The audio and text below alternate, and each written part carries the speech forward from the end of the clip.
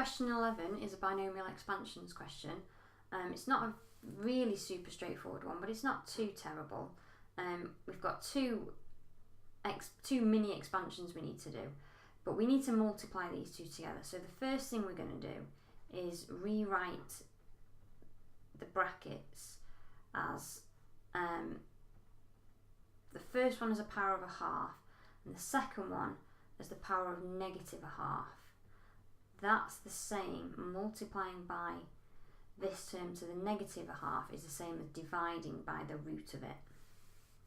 So if we now work out these two expansions and multiply them together, stopping when we get to any higher power than x squared, we should hopefully get this. So first thing to do is expand 1 plus 4x. The binomial expansion, in case you've forgotten, which is in your formula booklet, is 1 plus nx plus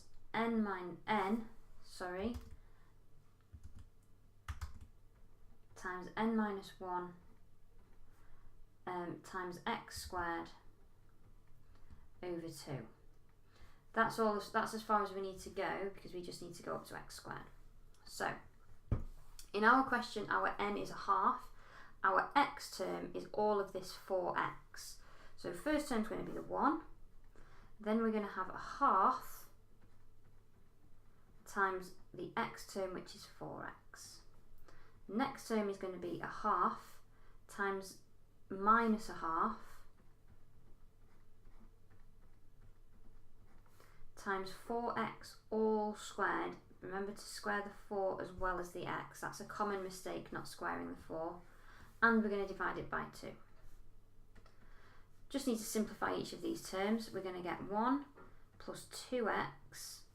We're going to get a minus sign for the next one from this here. And we're going to get 16 on the top, 4 squared, and 2 times 2 times 2 on the bottom. So that's going to be 16 over 8, which is also 2. So that's going to be 2x squared. So that's this part done. We need to do the expansion for 1 minus x as well, but the power is now minus a half. So starting using the same formula, 1 plus n, which is minus a half, times x, there's just an x this time. Oh, actually it's minus x, plus minus a half, times times minus a half, take away 1, that's minus 3 over 2, times minus x, all squared, divided by 2. Simplifying that, we're going to get 1. Second term we're going to get is positive. We're going to get positive a half x. Third term is also going to be positive. We've got a minus times a minus here, and we've got a negative number being squared here. So that everything's going to end up positive. The top of our fraction is going to be this 3. The bottom of the fraction is going to be 2 times 2 times 2, so that's an 8. So 3/8 x squared. And then we're going to multiply these two terms together, but stopping if we get anything higher than an x squared power. So 1 plus 2x minus 2x squared times 1 plus a half x plus 3/8 x squared. I'm going to times everything by this 1 first in this bracket. So that's going to be 1 plus a half x plus 3/8 x squared. Then I'm going to times everything in this bracket by the 2x. So 2x times 1 is 2x. 2x times a half x is going to be x squared. And the next term would be a cube, so we don't need it. Third term, or the third section, is going to be minus 2x squared just times the 1. That's going to go here, that's going to be minus 2x squared, because the next term would be a cubic, which we don't need.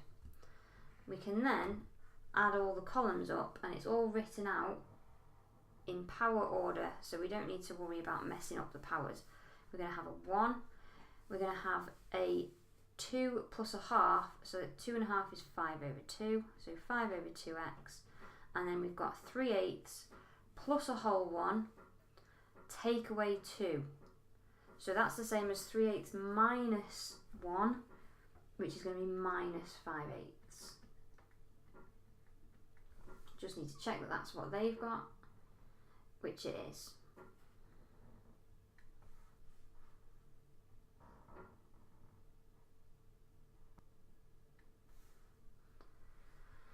Okay, part B says that a student substitutes x equals a half into both sides of the equation in an attempt to work out root 6. If we put a half in here, we would end up working out something to do with root 6. It might actually be root 6 itself. I've not worked it out.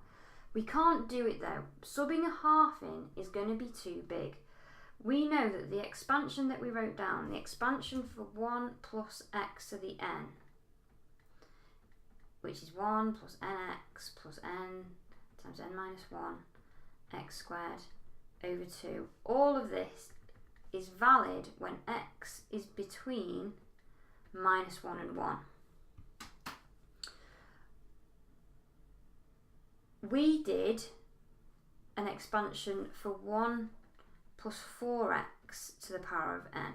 So our 4x has to be between minus 1 and 1. Which means x, the expansion will only work for approximations for values of x between minus a quarter and a quarter. So this is not valid because this value of x is bigger than a quarter. So that's what we need to say. We need to say not valid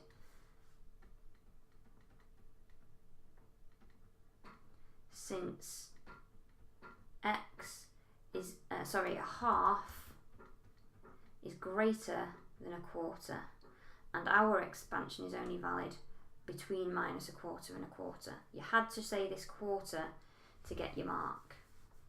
It wasn't enough to just say it's too big, you had to say why it was too big.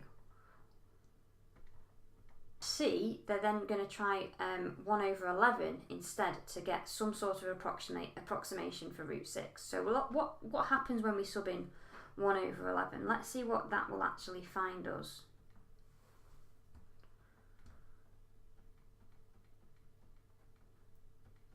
So 1 plus 4 elevenths is going to be 15 elevenths. And 1 minus an 11th is going to be 10 elevenths. So we're square rooting these. The 11ths cancel, so that's the same as root 15 over 10, which simplifies to, if I divide top and bottom by 2, what can I divide it by? 5, I'm going to get 3 over 2. Now, we don't want root 3 and we don't want root 2, we want a root 6. So can I change that to make it look like a root 6? Well, if I double top and bottom, I can get that as 6 over 4. And the good thing about that is root 4 simplifies. Root 4 is 2. So subbing in 1 over 11 into here or here, which is what we're going to do in a minute, will find us the answer to root 6 over 2. So if we do that, we can now say that root 6 over 2 is going to be approximately 1 plus 5 over 2 times an 11th minus 5/8 times 1 over 11 squared. So root 6 over 2 is approximately equal to 1 plus 5 over 22 minus 5 over 8 times 121, which is going to be 978, 5 over 978, 968.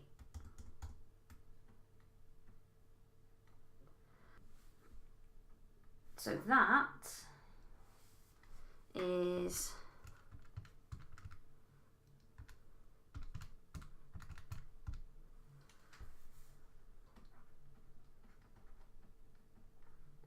1183 over 968. So root 6 we can then say is just going to be 2 lots of this, which is 1183 over 485.